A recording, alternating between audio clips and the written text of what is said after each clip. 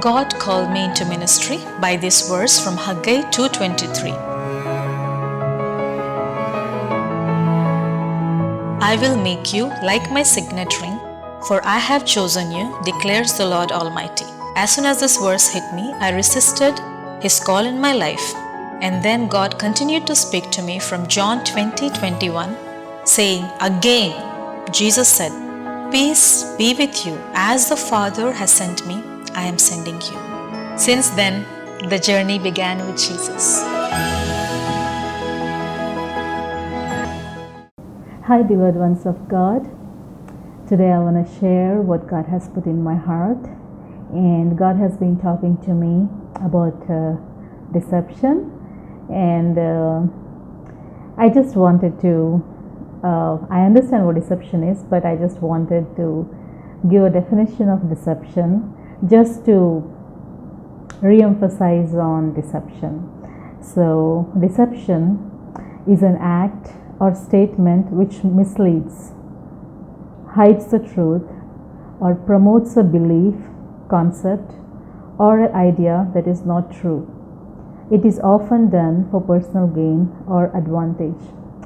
And as God was talking to me about deception, it's really amazing how deception actually works in relationships. Like if you see, violence is easily understood. Like, if something is violent, something is absolutely wrong, and you are not manipulated to believe in something because it's violent and it's against nature, and you can easily figure out that this is not something that is normal. But whereas deception is not like that. Deception is extremely gentle.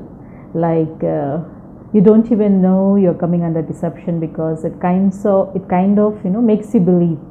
Like it enters your belief system, it affects the heart. And I think among all the heartaches, I think deception is the worst heartaches of all heartaches, even though it's not violent in nature. It hurts the heart a lot of extent, and I'm like, wow. And as I was going through, like God started showing me this story from Genesis. I just was having my day, a regular day, and God just pauses me, and He just makes me go through the story of Jacob in Genesis. So if you see in Genesis 27, Jacob is getting blessed by his own biological father, and he basically doesn't go as himself. Like Jacob doesn't go as Jacob, but he goes as his elder brother Esau. And father thinks that this is Esau, and like he goes under the skin of Esau because Esau is hairy, and I think Jacob was smooth skinned, so he just covered himself as Esau, like his brother, and he gets a blessing from his father. Like if you notice, like even though Jacob actually gets the real blessing, like his father really blesses him, even though he doesn't know that it is his younger son Jacob, and he thinks that it is his elder brother Esau. Whatever the father feels, but when father pronounces the blessings are real. But after the blessings, I think Jacob started to run for his life. I mean, number one, because he deceived his father, his brother must be angry, so he had to flee from his place. And there comes a point in Jacob's life, he becomes very successful, he's very wealthy, he's really, really prosperous. And in 32, if you see at this point of time, in Genesis chapter 32, at this point of time, he's so blessed. Like Jacob is very, very blessed, and yet he feels insufficient. Why do I say this? Is because at this point of time he has an encounter with God.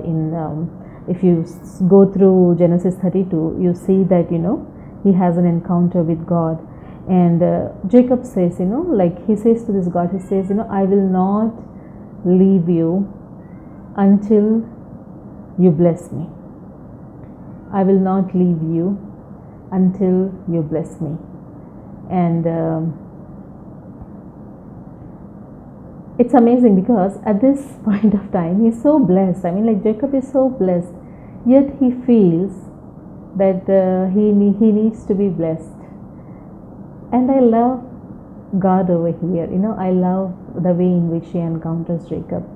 See, God knows who is asking for blessing, but yet God will ask him, "What is your name?"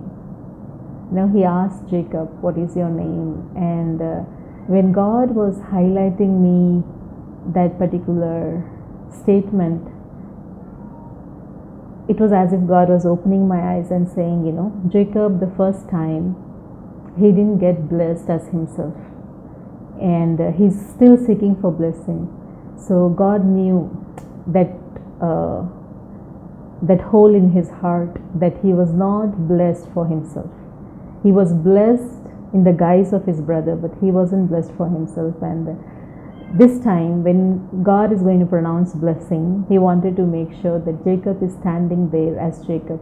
I think at this point of time in life, I feel when Jacob answers to God and says, "My name is Jacob," I feel that was him. I think that's what God was actually making Jacob see himself, confront himself. And that is so beautiful. That is so beautiful, because I think up until this time, Jacob didn't see himself as himself. And this is very prominent in Jacob's life, because after this encounter, Jacob's life changes. And Jacob says, my name is Jacob, and the angel blesses him, the God blesses him. And afterwards, if you see, when Jacob encounters as Jacob, God gives him a new name. Name is nothing but an identity, because Jacob, when he says, "My name is Jacob," I think he felt like, he had a history, he had a past that he felt was, muddy, and that he was not very happy about.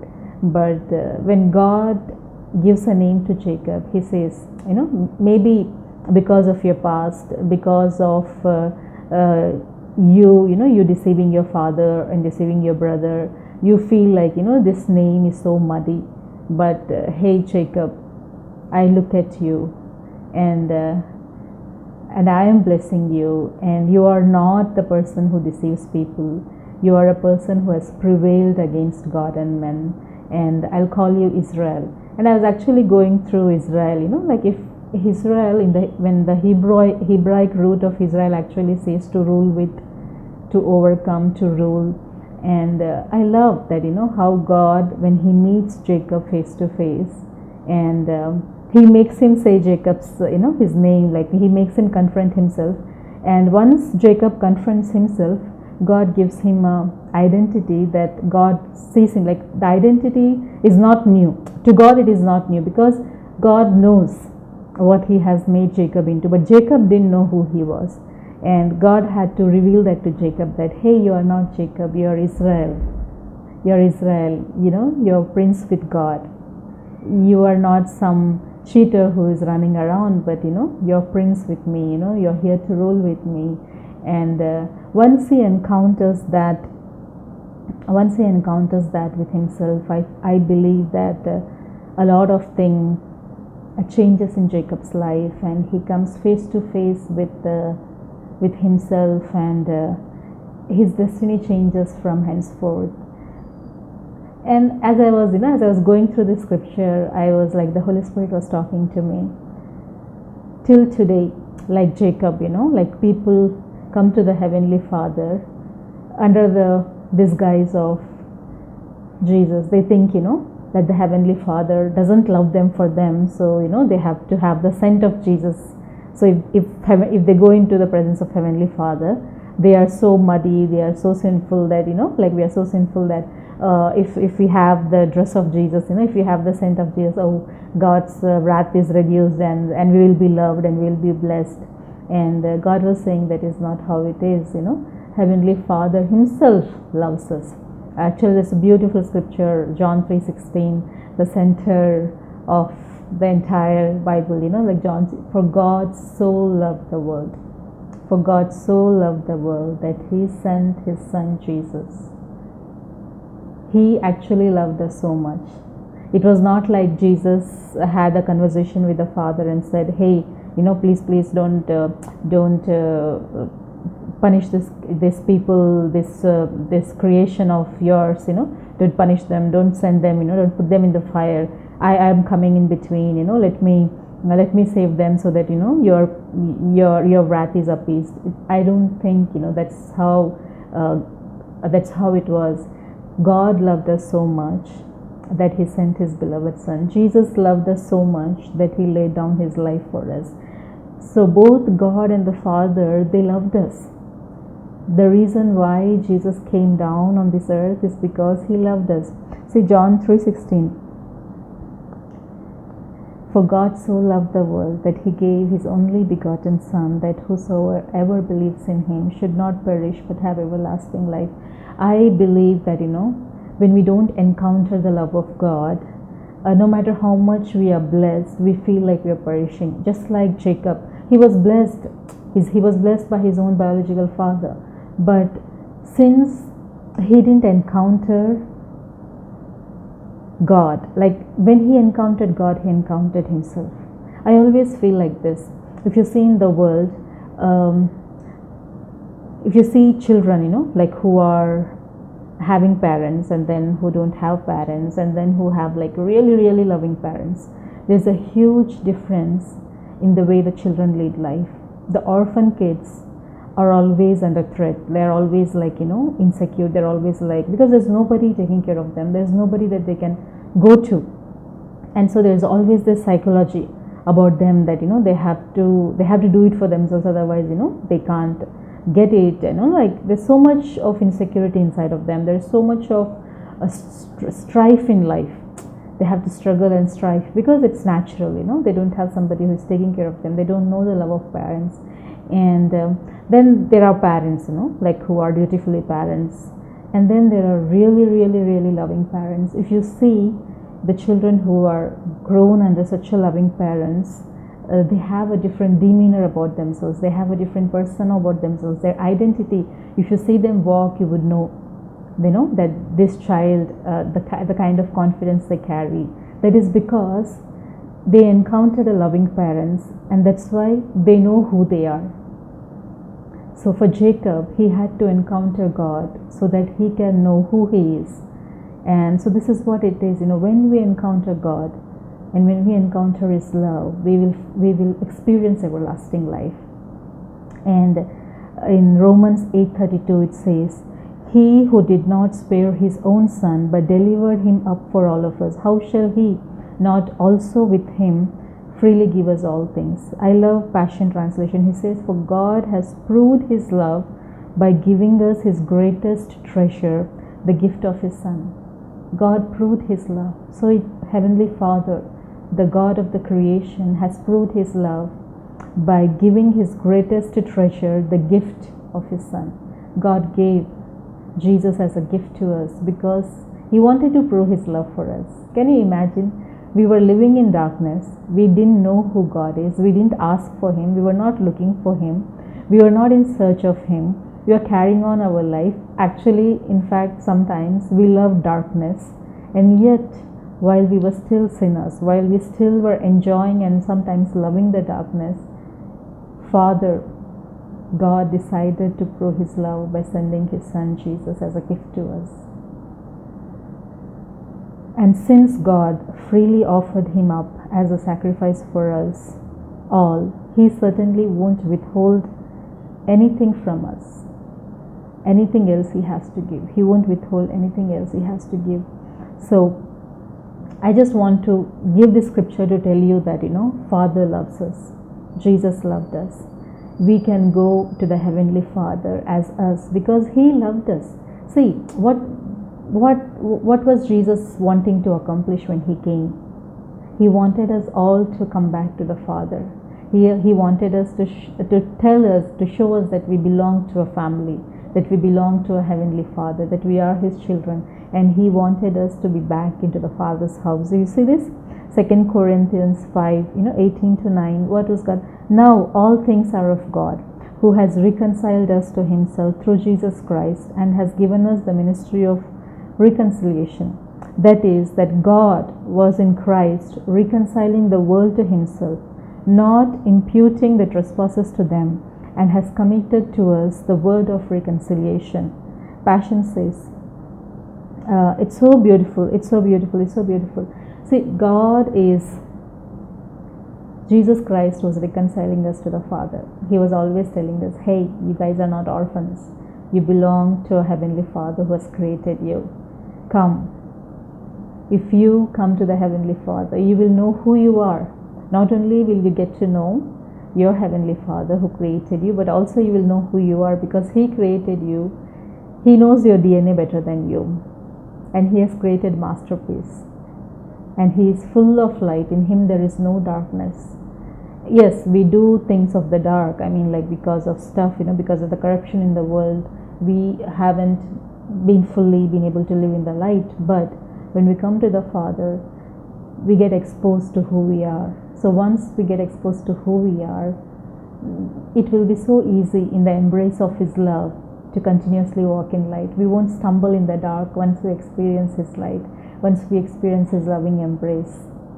And Galatians 4:6 from Passion Translation, it says, and so that we know for sure that we are His true children, God released the spirit of sonship in our hearts, moving us to cry out intimately, my Father, you are our true Father.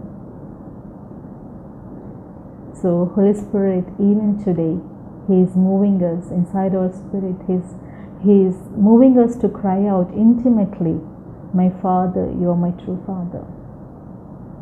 My Father, you are my true Father. If we haven't experienced